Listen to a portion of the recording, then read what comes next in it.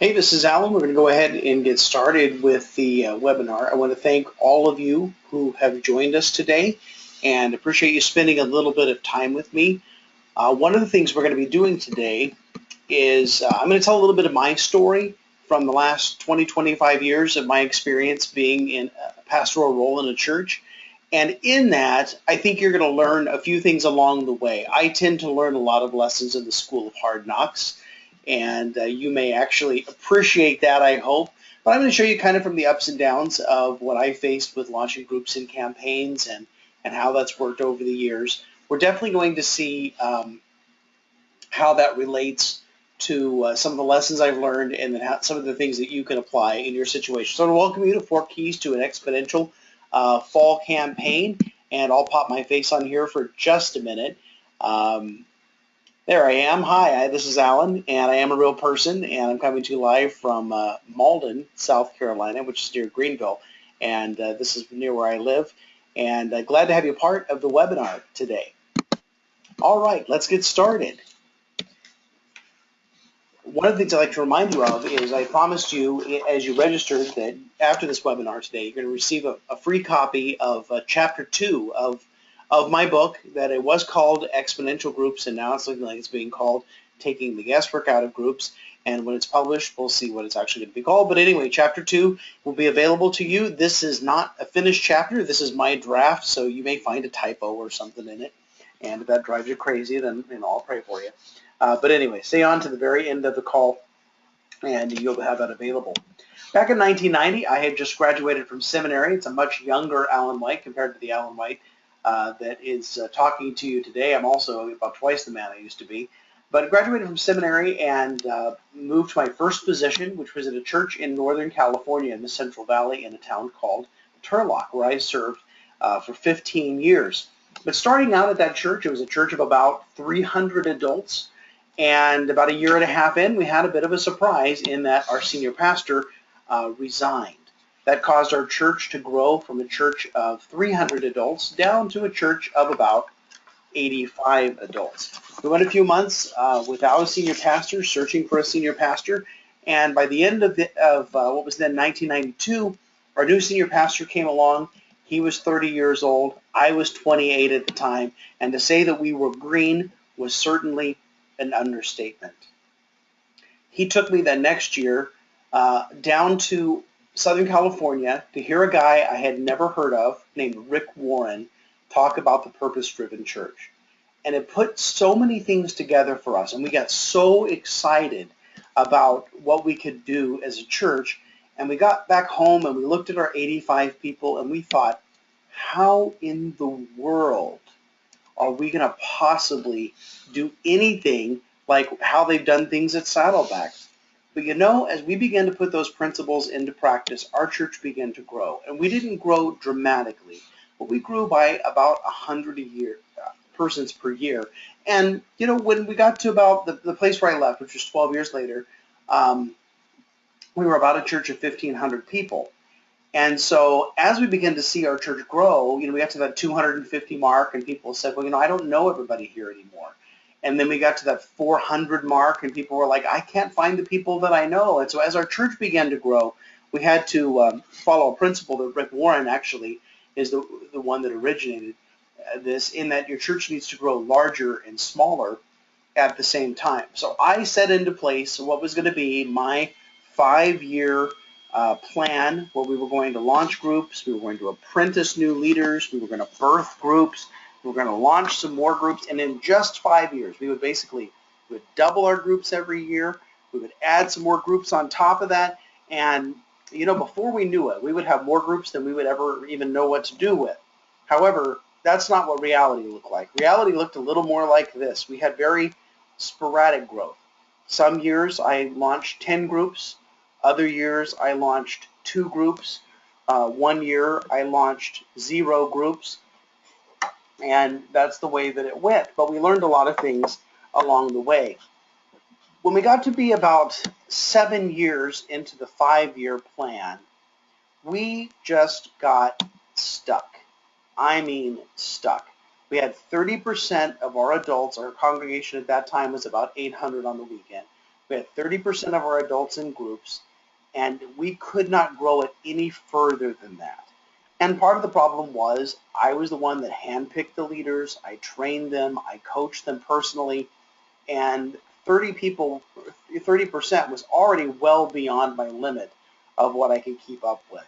About that time, I had an invitation to a meeting, again down in Southern California, with a guy named Brett Eastman, who had founded a ministry called Life Together. Brett had previously been the small group pastor at Saddleback, and before that was on the small groups team at Willow, so that is definitely quite a resume, isn't it? But he began to talk about some of the things they were trying at Saddleback, as well as had some other pastors talk. I remember Ken Oder in particular from Canyon Ridge Christian Church in Las Vegas talk about how they had applied these principles and how they were working for them. And I was filled with a vision. I was excited. I really wondered, though, would this ever work in my church? Because we were growing, but we still weren't, in the caliber of these other churches we were hearing from. And so on my drive home, it was about 350 miles home back to the good old Turlock, I began to think about what was on my senior pastor's heart. What was he thinking about? How could I connect that to small groups along the way? Now, this was 2004, and what was on my senior pastor's heart was the passion of the Christ. In fact, he was passionate about the passion of the Christ.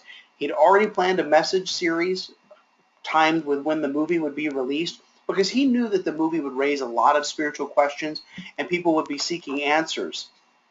He also planned advertising right on the main highway that goes through the middle of California, as well as advertising in the paper and all of that. So I came back and I said, Pastor Dave, what if we launched groups on the passion of the Christ? And he said, I think that's a great idea. Now, it went right along with his idea, so that took care of itself there.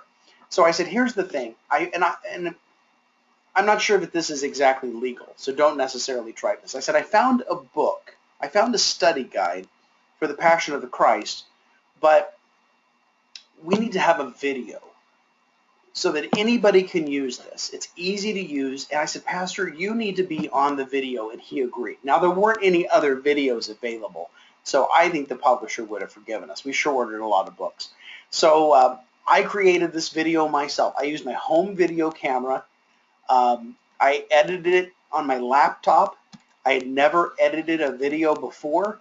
I did it, and then every week we handed out a brand new, fresh VHS tape. You see, we were only 1 week ahead of the groups, and so we would hand out the first one. The second week, they would bring back the tape from week 1. We would give them the tape for week 2, and all those tapes from week 1 went back to the duplicator, and they became the tape for week 3. But here's the most significant thing. When my pastor stood up and said, if you would open up your heart and open up your home, we would get behind you. We've developed these materials, and we will help you get a group started. And we doubled our groups in 1 day. Now, bear in mind, it had taken 7 years to get to 30% of our people in groups, and then he stood up and asked one question, and we doubled in 1 day. That's a big stretch. Now get this, within 6 months, we went from that number to having 125% of our average adult attendance connected into groups. Now, that is not funny pastor math. What we were going on was not everybody attends church every week. Some people come once a month. Some people come once every 6 weeks. Some people come Christmas and Easter. And so we recruited people that maybe were inconsistent in their weekend service attendance, but they were very consistent in their group attendance. We also had groups that were formed with people that had never darkened the door of their church. They were comfortable going to their friend's house and doing this study, but they had never been to our church before. And that created an interesting thing because they got to know our pastor on video, and then when they were invited to church, they felt like they already knew him. We had groups that met in break rooms at work, groups that met in coffee shops. We even had a group that met on a commuter train. And every Tuesday morning from Stockton, California to San Jose, they took an entire section of the train and did a Bible study. Now, after the series was over, we got some news we didn't really like, and that was we found that 30% of our groups were not going to continue after the series was over. And I thought, uh-oh, I better see what's going on. I mean, I had 70%, so I wasn't going to feel bad about that. But to lose 30% wasn't necessarily a good thing. So I sent out a survey, and I asked a simple question. I said, do you love Jesus? Do you want to go to heaven? Why did you stop your group? No, that's not what I asked at all. And so what I found out from the survey, from that 30%, was that 28% had never started. So 2% had done the study and couldn't continue, but the other 28% of that 30% had never actually started. And I learned a very important principle through that study, and this is going to be worth all of the money you paid to be part of this webinar, and that is this, that groups that don't start tend to not continue. That is just mind-boggling, isn't it? So we decided the next time around that maybe folks were getting discouraged. Maybe they needed a little bit of help. And so we implemented what we called the buddy system, because we doubled our groups. The idea was, half of them knew what they were doing, the other half didn't know what they were doing. So we just matched up an experienced leader with a new leader, and then what we found was in the next series, we were right back up to 125% again. And again, it wasn't funny pastor math. We had 1,000 people in groups, and we had 800 people in the weekend service. So now let's talk about the 4 keys to an exponential group launch. Key number 1 is this. Is your senior pastor all in? Is your senior pastor all in? I found over the years in both the churches, I've served at 2 different churches, Church of 1500 in California, and then a church of 6500 here in Greenville, South Carolina. But in addition to that, I have coached hundreds of churches across the United States, and this is one principle we found, that if people are not connected to each other in the church, the person that they're connected to is your senior pastor. So I would be brave enough to say this, that other than Jesus Christ, the reason people attend your church is because of your senior pastor. Now, don't say this to your worship pastor, because it's going to break his heart. But they're there because they like your pastor's style, they like his humor, they like the way that he teaches, and so they're connected to him. When he says, would you consider getting some friends together and doing a Bible study, they're going to seriously consider that, because they're going to follow the lead of the senior pastor, who is the guy that they're connected to. Second idea of getting your senior pastor all in is to create a video curriculum based on your pastor's teaching. Now, I know over the years, having preached a lot of sermons myself, I never have been a senior pastor, but you preach that sermon and then it gets filed away somewhere, and it may get reworked at some point, but for the most part, it just doesn't see the light of day again. You preach it in your weekend services and then it's gone. But to take that sermon material and breathe new life into it, or create a new series and have a small group study where people can discuss the principles that are being delivered. They can figure out how to apply those to their life. There's a little bit of support and encouragement and accountability so they can begin to work those things in. This will leverage your pastor's teaching gift like nothing else that we've ever seen. And it will help get the information out to your congregation and then even beyond. Some churches that we've worked with, they've created the curriculum for their church, and before they knew it, there was another church in their denomination or in their area that was very interested in using their materials as well. We did a curriculum last summer for an Episcopal priest in the Orlando area. It's a 3-part series, and he had in the initial run with his church 39 other churches who also participated in the church with him. Some were Episcopal, some were Lutheran, some were Baptist, some were non-denominational, and now it's going to go even broader. In fact, he started a publishing company just for the sake of getting this information out. Some pastors we've worked with have seen that result. Other pastors have even gone to publishers and have been published. That's not a promise I'm going to make to everybody, but that has happened in the past. So this is a great way, again, because when you put the senior pastor on the curriculum and he stands up and says, we're going to do the study based on my teaching, well, you're giving everybody more of what they already like. They already like his teaching, and now you're going to give him more teaching, and maybe this teaching is exclusive to small groups. The second idea of getting your senior pastor all in is this. You want to find a small group solution for your pastor's every issue. So what is your pastor passionate about? Is he passionate about getting the church involved in the community? Then maybe we could figure out a way to align small groups with that passion. And so then the pastor begins to realize that small groups could very well be the vehicle to reach the community, and then he'll get further behind small groups and supporting them. The other idea is supply small group stories for your pastor to use in his sermons.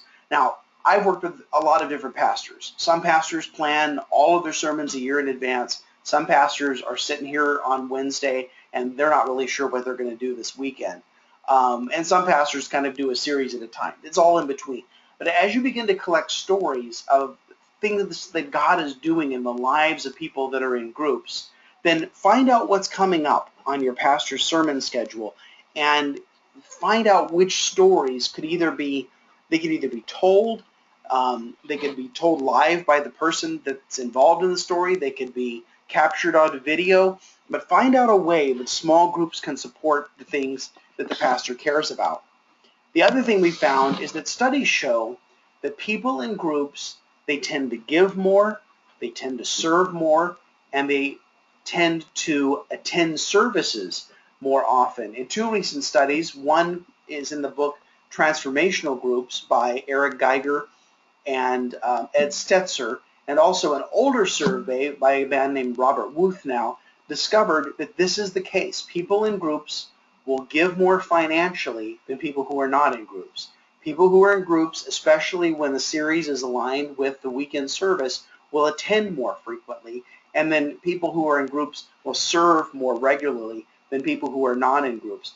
We have one great church we've been working with in the Harrisburg, Pennsylvania area called Capital Area Christian Church, and what they found after doing a New Year's series this year and then a series following Easter is that they've had a 7.5% increase in attendance in their church over the same 6 months, January to June this year compared to January to June of 2014. And so what they've discovered is their attendance has increased by 7.5%. Their giving has increased by 7%. And this has been a tremendous gift because as this church has decided to do more community outreach, to start more campuses in their area, these funds came just in time for what they were getting ready to start. Now, the other idea to get your senior pastor all in is invite your senior pastor to get on this webinar with me, or send him the link to the recording of this webinar and see if that would serve him, or if that would get him a little more excited about small groups. The second key is to ask this: is your topic relevant? Is your topic relevant? There are some series that are great for the members of your church, but they're not so great for the members of your community. Think about this. I've had churches that said, well, we're going to do a series on fasting. We're going to do a series on tithing. We're going to do a series on evangelism. Now, some of the members of our churches are not going to be really excited about some of these, but if you take this into the community, you think, well, I don't think I'm interested in this. In fact, we had one church years ago that said they wanted to do an evangelism series to train their church in how to share their faith, which is a great thing to do.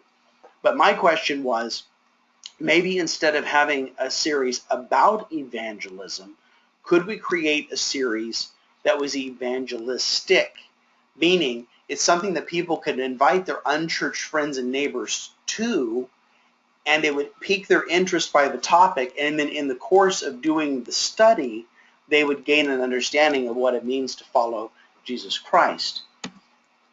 Now, you want topics that are going to be broad in nature, some that historically have done very, very well. Purpose-Driven Life by Rick Warren. I mean, there have been tens of thousands of churches that have participated in this study. 1 Month to Live by Chris and Carrie Shook, again, is another tremendous study. Some other topics, some series that I've been a part of developing in the last couple of years. Hope Rising by Gene Apple for Eastside Christian Church in Anaheim. It's a series that they launched off of Easter a couple of years ago, and a lot of other churches have actually used this series. Monsters Under the Bed, and this is from Capital Area Church in Harrisburg. addressing people's fears. What are they afraid of? And let's talk about those.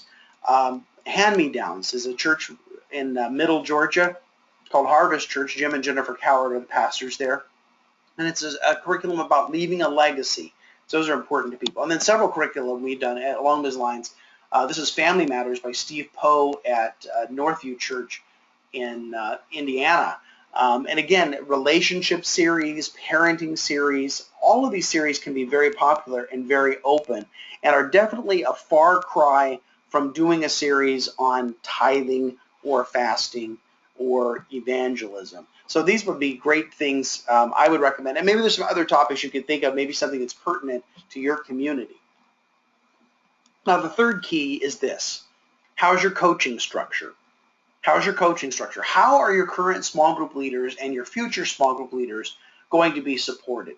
This is probably one of the most overlooked areas in small group ministry. In fact, a lot of people have said, well, we don't have coaches anymore because we tried that and it doesn't work. And so now we just send out emails. We have meetings once in a while. Well, that's not the point of coaching. The point of coaching is to encourage people and to develop that relationship, because when you begin to have hundreds and hundreds of groups or dozens and dozens of groups in your church, there is no one person that can keep up with all of that. Just like I couldn't keep up with my 30, neither can you or anybody else, at least not in an effective way.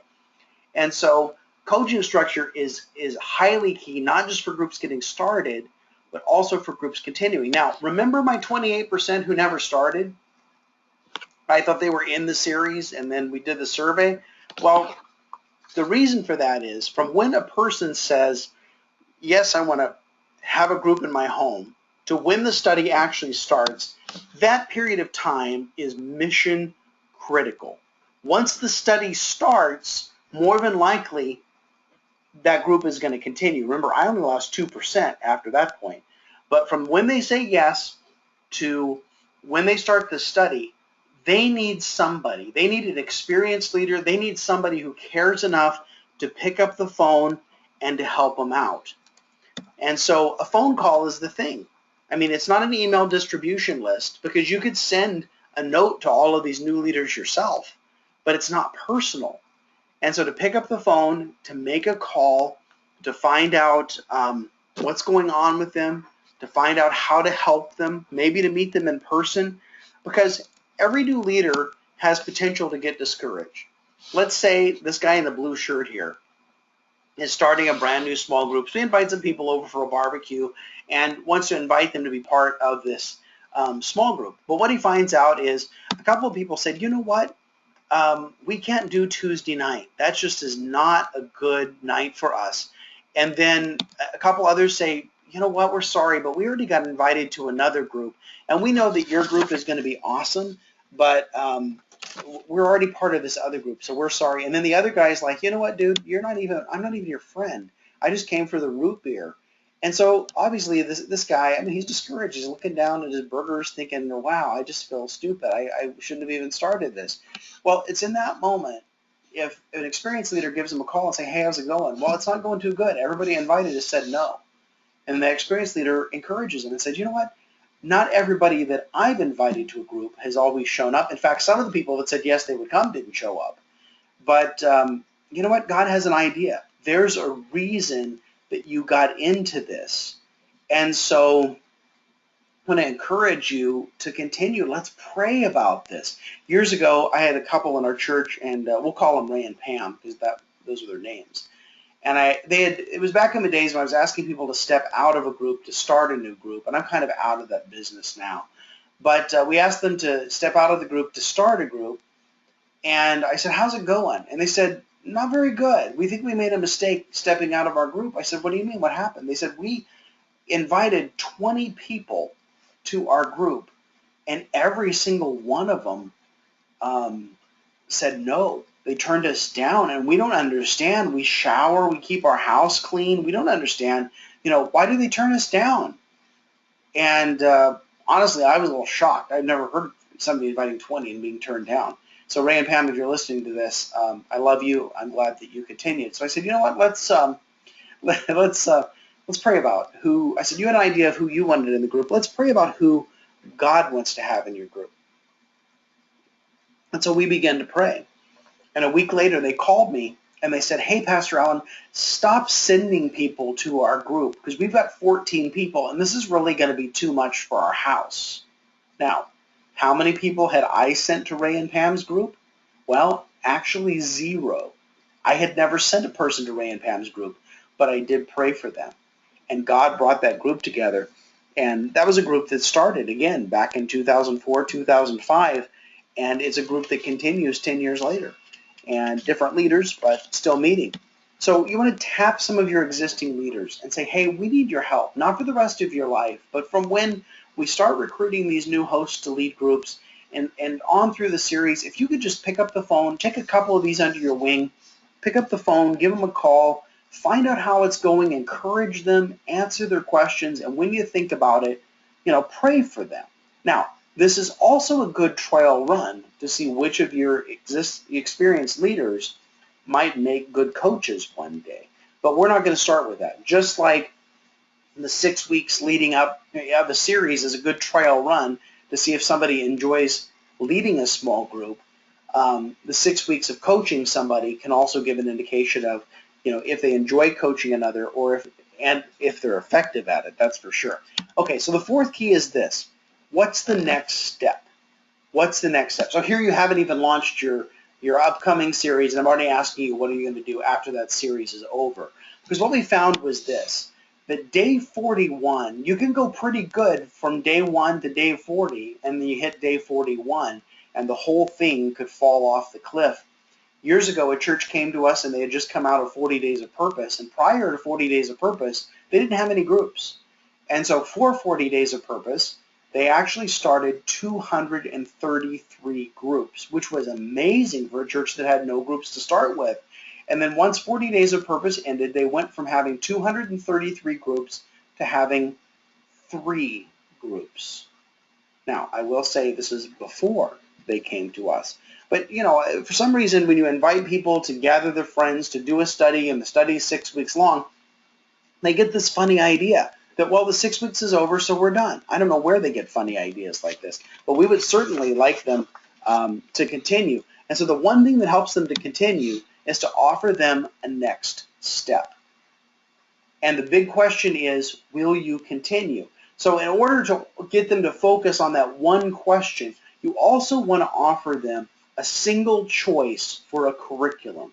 You don't want to give them a dozen choices. You don't want to even give them 2 or 3 choices. You want to give them one choice. Now, the way that I figured this out was years ago, with a small group that I led, we got to the end of our study, and I went to the Bible bookstore, and I got 3 different books, and I set them out for the group, and I said, here's this study's about such and such, and explained them. And I said, you guys look them over, and then let me know which one you're the most interested in. And my group came back to me, and they said, all of these studies look pretty good. Why don't you just pick one? And so what I found was in most new groups, they really don't have much of an opinion of what they study next. But the problem is if they go into a bookstore, or if they go online, to a website, they're going to get so lost in the choices that the group will falter before they've even made a decision of what you want them to study. So rather than asking them, will you continue and what will you study, you offer them a study as a next step. And so then the only question they have to answer is, will you continue? Now, the timing of this is very important. The 3rd week of your current series, you want to introduce, oh, by the way, if your group enjoys spending time together and they want to continue on, we're going to offer this study after this series ends. And you give them the one choice. You want the group to decide whether or not they're going to continue before the current series ends. Because once the series ends, it's going to be harder for that group to get together and to make a decision. So you want them to make a decision about their story before you go on. Now, this is a very different approach than what I have done previously, even in my own ministry, in the churches that I've served. It used to be, I would handpick all of the leaders and say, wow, you look like a leader. You've been around. You seem to be a nice person. Why don't you lead a group? And yet what I found is that's not really the most effective thing, and it was very limiting. I kind of became the bottleneck because I was doing all of the recruiting and all of the training and all of the coaching. And so I switched this, and the switch came after I saw what happened with that Passion of the Christ series, that my senior pastor stood up and invited people to be part of the series, and we doubled our groups in a day. And it had taken 7 years to get 30% into groups. So from that point on, I've never recruited another small group leader.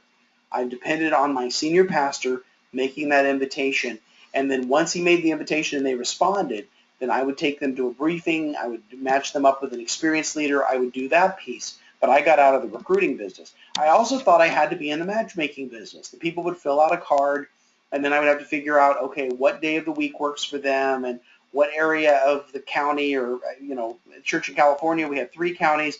The church here in Greenville, we have groups in 5 counties. So what's close to them that's going to meet the night of the week?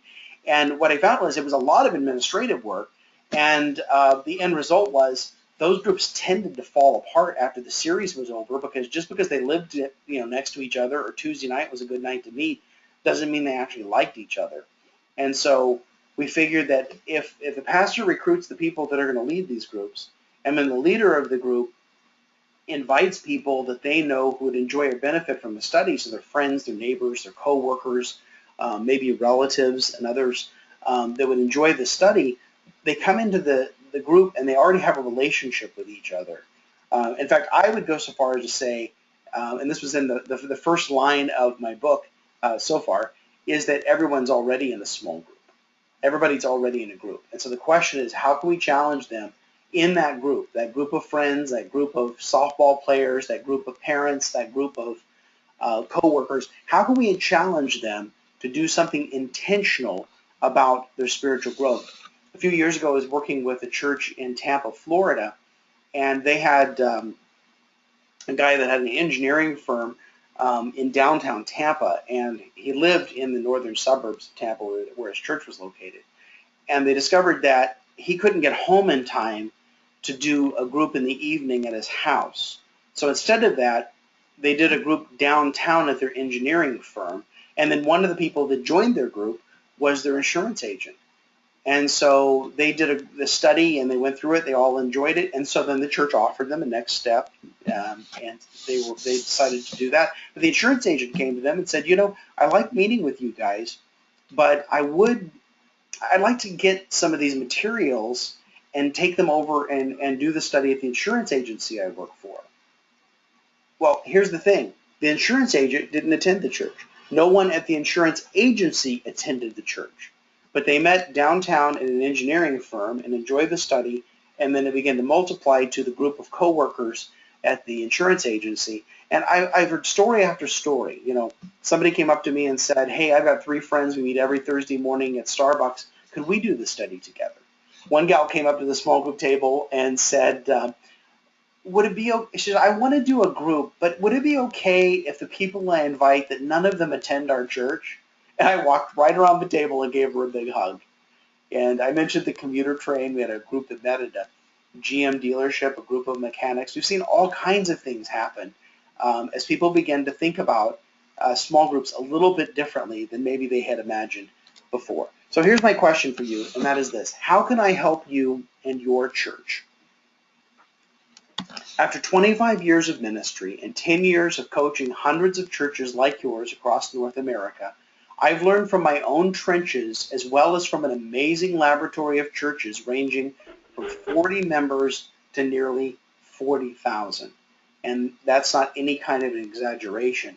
But in this laboratory of churches, a wide variety of denominations, every corner of the U.S., parts of Canada, all kinds of different churches, all kinds of different churches of different ethnicity, different denominations, different sizes. And it's been interesting to see what works and what doesn't well. Works in a community that's near a college town or a military base that the church seems to have constant turnover. Got some friends up in Fayetteville, North Carolina at Manna Church, and there are 4,000 adults on the weekend, but they turn over 1,000 adults a year. They have to replace 1,000 adults a year because of people being deployed and people getting stationed at different places across the United States.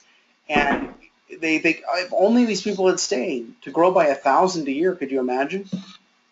Or we have churches that go the other way. Places like New York or Chicago or Baltimore, Maryland, where people have lived there their entire lives. You know, churches that have 60, 80% of people that have been there their whole lives, they don't need a small group to have friends. They have friends, but they need some kind of guidance in order to figure out, how can I grow spiritually? How can I help my friends grow spiritually? So I'm going to tell you something I'm going to offer you today. And remember, if you stick through the end of this call, I'm going to go ahead and give you chapter 2 of my book, I promise. And this will just take a minute. And this is what I'd like to offer you. Today's offer is going to be a 6-session online course called Leading an Exponential Group Launch. And the course is going to cover these things: recruiting your launch teams. Who do you need to help you, whether staff or volunteer? I would recommend volunteers.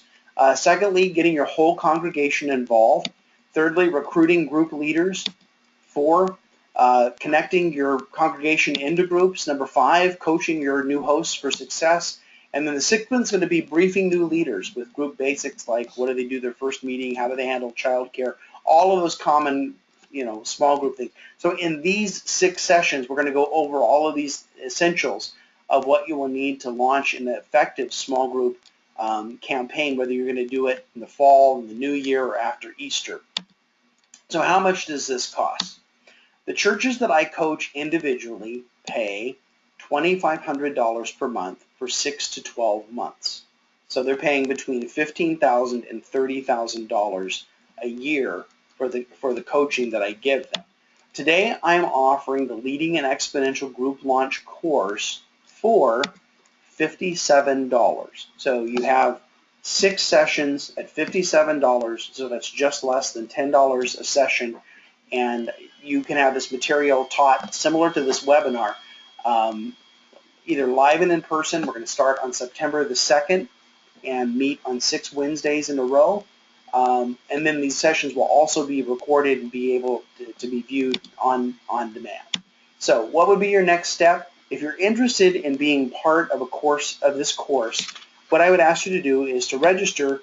Go onto my website, which is alanwhite.org, and then /courses, and it'll give you the description of this course, and it also will give you the ability to go ahead and pay. So before we end our time together today, I know I've rattled off a lot of things. I'm just curious if anybody has any questions. And remember to send me an email at alan@alanwhite.org, and I will send you the free chapter of the book. And if you want to register for the course, it's alanwhite.org/courses. All right, thank you so much. If you need to go, but I will stay on the line just a little bit if you have any questions.